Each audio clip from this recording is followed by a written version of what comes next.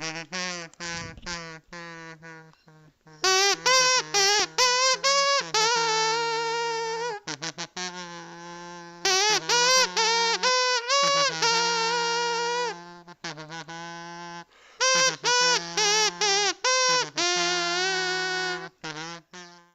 and welcome to Postmodern Mythologies, the show where we look at all the unexplained, esoteric, and what else in the world. I'll be your host for today, Injured Cool, and with me today I'll have Sammy the Snatch. And Sammy, I just want to start off this episode. I gotta apologize to Mr. Sam Amarante for my comments last time, where I called him a piece of human filth. He is, though. We don't know him. We've never met him. We only know, for all of those who are just tuning in for the first time, Sam Amarante was the defense lawyer of John Wayne Gacy, and he wrote the book, John Wayne Gacy, Defending a Monster. I used that as part of the research for episode 1, and I was just really upset with a lot of his decision during a lot of his choices made during the trial. But I don't know the man personally. So I was stepped out of line with that, and you know what? I am sorry, Sam Amarante. That was a piece of human filth. Sammy, we don't know him. We gotta be polite about this. He's a piece of garbage. Well, speaking of pieces of garbage, let's finish our episodes on. Let's finish a 2-episode series on John Wayne Gacy. How about that? John Wayne Gacy was misunderstood, though. So, the central argument of our episode today is that there is a misunderstanding of John Wayne Gacy. That our real argument today is that in some way, shape, or form, John Wayne Gacy had accomplices. John Wayne Gacy had accomplices during his crimes. Now, depending who you ask, it could be the government, it could be the CIA, or it could be something a little simpler, and we'll start with that one. Because, I don't know about you, but with the research I've done, I'm almost 100% confident that Gacy did have accomplices, and we'll get to kind of my main theory in a second here. But anything else you want to say on the topic before we jump right in? Nope. No, I'm good. Are you good to go? Okay. Well, on the last episode, we talked a little bit on Jeffrey Rignall, who was one of the victims that Gacy abducted, raped, beat, tortured, but let live. Because after doing these aforementioned actions to Jeffrey, Gacy just dumped him out into a park for whatever reason. One of the 2 known victims of Gacy who was just let go. Here's where it gets interesting. During many media interviews that he gave during the book he wrote on the matter, which unfortunately I haven't read for this episode, Jeffrey Rignall claimed with no uncertainty that while he was in Gacy's house during one of his lucid moments, he saw a brown-haired young man standing in front of him, watching him while he was being tortured.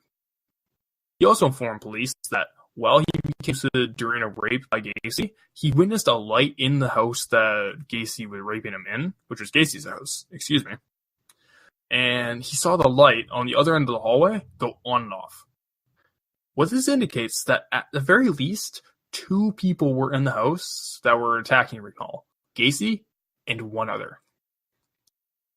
And Jeffrey, during this attack, was tied to a rack, and when questioned by the police about it, Gacy claimed that the rack he tied Jeffrey to was a device inspired by something used by the serial killer, Dean Corll. Now, touching more into Dean Corll for a second, he was the Candyman, and he was an American serial killer from Houston, Texas. Dean Corll was responsible for the deaths of at least 27 young men and boys between the years of 1970 and 1973. Corll had 2 youth accomplices help him during these crimes, Elmer Wayne Henley Jr. and David Brooks, who he had lured the victims into his house to be raped and killed. Now, here's a question for you. If Gacy took inspiration from Corll from the rack, and indicating he had some sort of intimate knowledge with Dean Corll and the case around it, what's to say he wouldn't have taken inspiration from Corll in other ways? Because keep in mind, while Gacy started killing in 1972, he didn't really go on that spree until 76. That gives him at least 3 years from the date of Dean Corll's death and the apprehension of Wayne Henley Jr. and David Brooks to come up with this concept of how he was going to go on a spree. Moreover, it actually is in the official story that Gacy used others to his benefits during his crime. specifically employees of PDM contractors, his business. Michael Rossi was unwittingly, admittedly, used to dispose of a victim's car, and the victim, Gregory Godzik, actually dug out parts of the crawl space before being killed and dumped in there. According to the book Killer Clown, The John Wayne Gacy Murders, police surveilling Gacy while at a bar, speaking to two of his employees, his younger employees, mind you, overheard one of the two youths asking Gacy, "And what? Buried like the other 5? I'd like to interject here. Sure. What do you think? What do you think was going through the officer's head at the time when they heard this? Okay, through the officer's head, he probably assumed, honestly, it's impossible to guess, but he probably assumed that Gacy had some sort of connections, he had some sort of cabal running the operation. I really have no theory as to why this was not pressed further if the officer is so definite in what he's saying about how he overheard children talking to Gacy, about burying bodies. Yeah, because it seems like it's very suspicious evidence, I don't know, like this. Obviously, I tried looking into this more. There isn't a lot of details outside of the book Killer Clown, so I don't know what is really going on with that. But the culmination of it that I think we need to that's really worth noting about this is that Gacy potentially talked to employees about burying bodies, about his murders. He used employees, unwittingly, mind you, to do his bidding in relation to his crimes. He was inspired by a man who used younger men in order to kill other younger men. And we have a witness from one of Gacy's crimes who lived and claims that another man was in the house with Gacy while the crimes were being committed. So let's get to the most infamous incident of us all, Robin Gate. Robin Gate was the leader of the Chicago Rippers, otherwise known as the Ripper Crew. Rippers were a satanic cult from Chicago, Illinois, as the name implies. Their MO was to kidnap women, ritualistically torture them with tools such as ice picks, needles, and piano wire. They would rape the woman while she died as well. And after she would die, they would amputate a breast, usually the left, masturbate into it, and eat it while Geit would read aloud from the Satanic Bible. Now, this is a little bit of jargon speculation on my part, but I think the reason they cut off the left breast was because they're trying to emulate the left-hand path, which anyone familiar with quote-unquote magic with a K, that is, it would say that the right-hand path is using magic for the righteous, and the left-hand path is using magic for the unholy, the satanic, so to speak. So, maybe that's just some dumb ritualistic thing, but hey, that's their MO. Chicago Rippers killed at least 18 women, over a year between 1981 to 1982, very shortly after John Wayne Gacy's murders and just a year after he was incarcerated. Robin Gate, mind you, was also an employee of PDM contractors. However, this fact is thrown around constantly. I cannot say I have a source for you, the listener, for the actual years that Robin Gate was employed with PDM.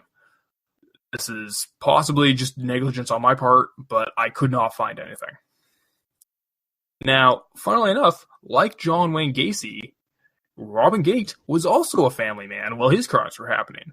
He had a wife and children. Now, why do you think that so many serial killers tend to also have families? You know what? That's actually an interesting thing to interject with, because not only does Gacy and Gate have it, but you can look at we're going off topic of conspiracies for a second. You can look at serial killers like BTK, like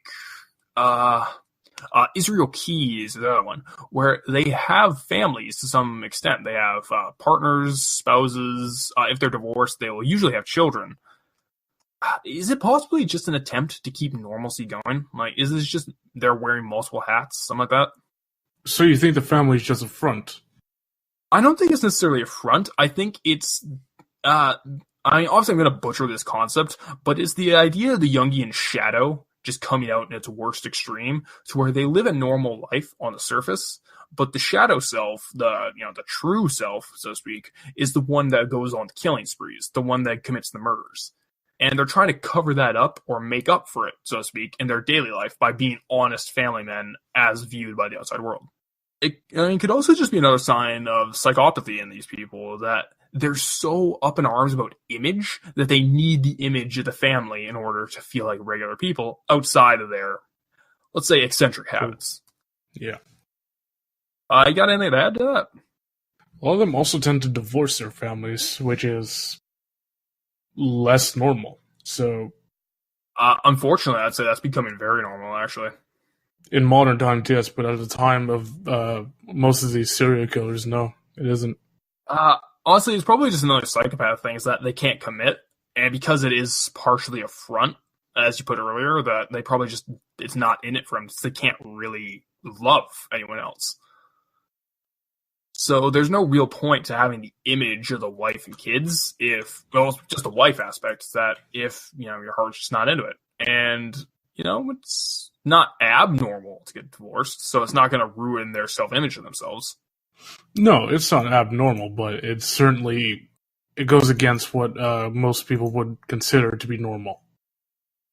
Yeah, it does. Which, that's probably just a sign of something that they, despite their best efforts, they can't be normal. All right, anything more? No, I have nothing else to add. Gates was born November 30th, 1953, meaning he would have been between, roughly 25 years old during the Rignall abduction and rape, if my memory is recalling correctly. Now, what's interesting to me is that he would have been older than most of Gacy's victims, but he still would have been young enough to have been a young man in Gacy's workforce of PDM contractors, excuse me. And if you look at images of Robin, he had brown hair, like the attacker described by Rignall. Robin also had professional history with Gacy. Gacy, who is known to have used employees as assistants during his murders, unwittingly, in the case of someone like Michael Rossi, and apparently by their own free will, according to the police surveillance who saw the two employees in a bar with Gacy, which Robin would have been old enough to be in a bar with Gacy at that point. It's also worth noting that Robin's crimes have a sexual tinge to them, which even if Robin killed the women and Gacy killed the men, that still is a mutual interest in death and sex being mixed. So, do you have anything else to say? Because honestly, I know this is, there's no real smoking gun evidence here beyond Rignall's testimony saying, hey, there was someone else here while I was being attacked. But I think, personally, there's no doubt in my mind that it's, to some degree, Robin Gates was involved in Gacy's murders. There's no doubt in my mind. And perhaps he could be, but if we're going off of the victim's testimony, then we can't really be 100% sure that it's accurate. I know, there's no way to be 100% certain, but I don't know, the fact that there's all these ties with Gacy, the fact that they both have the same interest in the macabre sex involving death of their victims, I don't know. It's so unlikely to me that two serial killers would have such this close of a professional connection with one another and not have any sort of connection when it came to their crimes. I don't know. Well, maybe it's like how, two people can be friends. They can get along with each other, share a beer, that kind of thing. But when it comes to their line of work, they just have two different paths to take, I know, but what the fuck are the odds that? Well, the odds are astronomical, but I mean, given enough time, it had to happen eventually, right? Fair enough, but I don't know, man. The fact that they had professional connections and they're two of the most prolific serial killers in Chicago. And Gacy went down and he went to prison in 1980, and Robin Gates started his own killing spree with his own 3 followers in 1981. I don't know. It's so unlikely that they do not have some sort of connection, and this is the kind of coincidence that I don't believe in. Well, I don't know. I'm fairly ignorant on this subject, so I can't. I'm not too sure. All I do know is that coincidences do happen, and I'm more likely to go on and call this a coincidence rather than a conspiracy. So I know. To me, though, like we know that there's at least two different credible sources that say that Gacy had others involved with his crimes to some degree. Gacy had a history of using his employees for accomplices in his crimes, whether wittingly or not. And the fact that this happened in such close proximity to one another, I think Robin Gate has. I don't know. I think there's some genuine nature to him being connected to Gacy's murders, and I think he was an accomplice. perhaps he was an accomplice. Perhaps after Gacy was sent to prison, he just decided, like, hey, maybe I'll take up the mantle. Maybe, I don't know, because we know so little about Robin Gate, and I think that's the most interesting thing of all, is that Robin really never talked to anybody, to my knowledge. Is that he's so secretive about what caused him to fall down this path.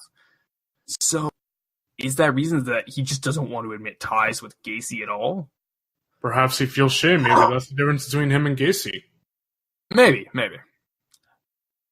Yeah, I don't know. I genuinely think there is some legitimacy to the Robin Gate worked for Gacy in more ways than one theory. Now, we're just going to put a little cut here because this is when it's going to get really speculative at this point. Oh, you getting bored of me? Cunt. You don't want to get speculative here? You don't want to look into the real conspiracies? The real rabbit holes? I don't believe in them. Fucking, you're asleep. That's why, you fucking sheeple. Fuck you. You're a sheeple. I'm a lamb at best. You are a sheep. I'm a lamb. Yeah, you're a sacrificial lamb on the altar of fucking Moloch. Okay, let's get started. No, it's... Shut the fuck up. It's fine to be sacrificed to Moloch. Okay, so the Gacy rabbit hole goes a little deeper than usual due to his political ties. And again, this is all speculation. We're just going to be throwing crap at the wall and all the weird connections, and I will start screaming about, I don't know, pedophiles and the government. So let's start with the Junior Chamber of Commerce, the JCs, that we talked about last time. The United States Junior Chamber of Commerce was founded in 1920 by Henry Geisenberg Jr. I'm probably mispronouncing that really badly. Henry himself was a member of the Tuscan Masonic Lodge, and Freemasons, that's a topic for its own episode. It's so massive, but, TLDR is they're a secret society that are the center of a lot of conspiracies and stuff, and yada, yada, yada. Now, the JCs, not only due to their leader being a Mason himself, have some Masonic traditions mutual, like women not being allowed into the club, which basically was the case until 1984 after Roberts v. United States JCs, which allowed women to join under the, I think, sexual discrimination, I believe. It's been a while since I read that. The Junior Chamber of Commerce had an interesting list of former members. We talked about a few last time. Richard Nixon, Walter Mondale, and the serial killer Ed Kemper, who did it while he was incarcerated in an asylum after killing his grandparents before his killing spree. But that list also includes Ronald Reagan, Al Gore, Bill Clinton, Bill Gates, and so on. So really, really successful people joined the JCs. Good track record of the history. And it's also strange that two serial killers were members of the JCs, being Kemper and Gacy, obviously. And not to mention the fact that another member of the JCs has ties to a serial killer, that being Walter Mondale, the vice president under Jimmy Carter from 1976 to 1979. While on field trip to Washington, D.C., a young Jeffrey Dahmer separated from his group of two friends. He made a call from a payphone for about a minute, and he told his friends that he just got them a private tour around the office and got to meet Vice President Walter Mondale. Now, Sammy, can you explain to me how bumfuck no one Jeffrey Dahmer as a teenager got a private tour from a payphone with the Vice President of the United States? Was it obvious? Jeffrey Dahmer has a silver tongue. That could be the case. That could be the case. But in a minute, how could he make these connections from a payphone? Is it possible he had those connections to begin with? Is it possible that he was a member of the deep state and he was an experiment gone wrong? Just saying. No, I don't think that's possible. I think you're just fucking asleep. You need to wake up. All right. You need to shovel yourself out of the shit. Come on, How Sammy. dare you? I will stay in my shit. Whatever, man. You stay in your shit. Don't shovel yourself out. And also, don't forget, Gacy met with the first lady of Jimmy Carter. Excuse me, I forgot there for a second. Rosalind Carter. And there's a lot of people out there who allege that the pin on his jacket is the Secret Service's highest clearance. And, I want to take this away, Sammy, because we did some research about this. Yeah, we did a little research before recording this, and we found a few pins that look alike, but none that really quite match the claim that it is a Secret Service security level pin. Yeah, and the highest clearance, I have no citation for any claim like that, which for something that definite, you think they'd have something. Yeah. And because we found a better quality image where if you zoom in, you can see it's clearly a hexagon shape on the pin. And none of the Secret Service pins that we saw in any images had a hexagon shape. Yeah, in fact, the closest that we saw was closer to a pentagram. Which, I don't, maybe it's a Satanist government thing. That's another topic altogether for another day. But that doesn't indicate that Gacy had that pin and that clearance. It's an insane idea that, maybe he did. Maybe he was part of the deep state. Maybe he was part of the pedophile government. But this claim of the Secret Service clearance, I don't see any legitimacy behind it. I mean, either it was an unrelated pin, and they were just taking a picture together because Gacy was a member of the Democratic Party, but they were working together on, I think, the Polish Day Parade in Chicago. So that's probably an easy explanation right there as to what they're doing together. But there's another easy indication is that the pin on his lapel, on his suit jacket, that, okay, let's say it is a Secret Service pin, you can easily write that off, saying that it's a pin to indicate he is fine to be near the First Lady during this event. And there's no hard evidence to the contrary of what that pin means, or if Gacy has more ties to the Secret Service than we know. It's just inconclusive. I don't know. You have anything else to add, Sammy? Yeah. Yeah, so, this is the conspiracy part of the episode, but this seems to be a pretty dead end, I'd say. But going back to the JCs for a second, it was revealed through Gacy that, to an extent at least, that at least the Waterloo, Iowa branch of the JCs had pretty explicit behavior, like prostitutes, wife swapping, watching stag films, etc. And that's all we officially know about. Is it possibly more? And it doesn't seem likely that the other JC chapters might have indulged in similar topics. All of these high-profile people engaging in these kind of activities, pretty shady underground stuff. And, sex scandals and the government is nothing new. And there's a lot of allegations today, like, Pizzagate and stuff like that.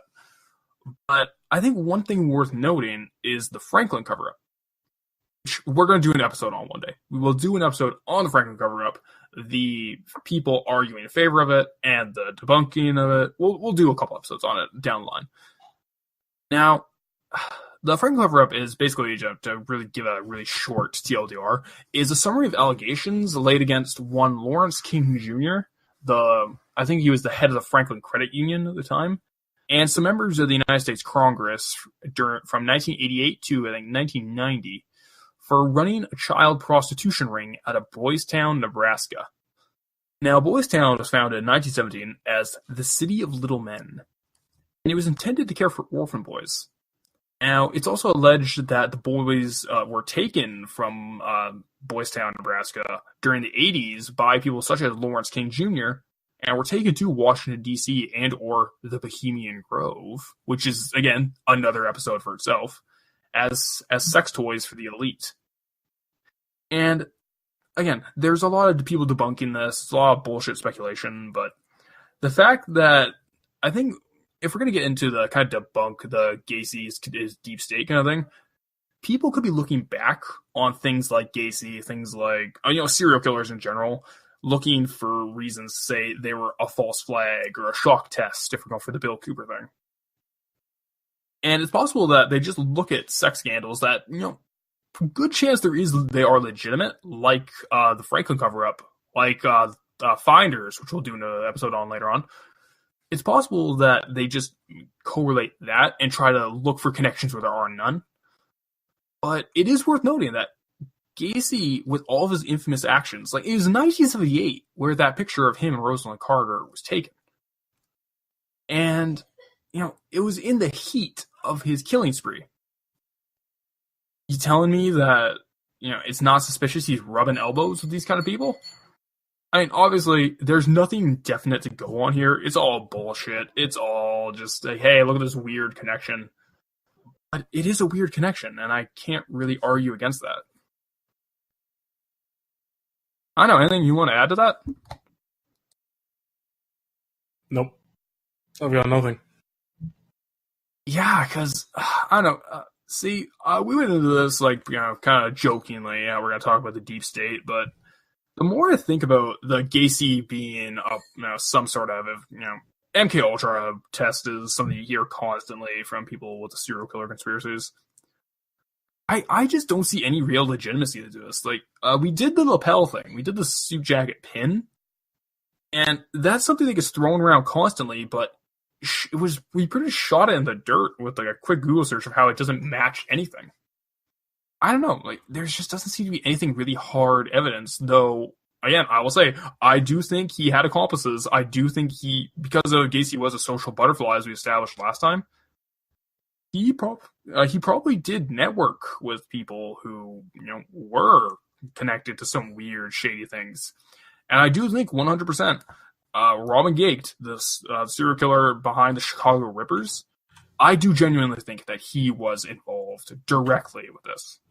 But that's just me. Got anything more to add? No, I've got nothing, honestly. All right, that was a very short episode of Postmodern Mythologies. Just kind of wrapping it up, kind of getting it out there. So thank you for listening. We'll be back to you with more as soon as we possibly can.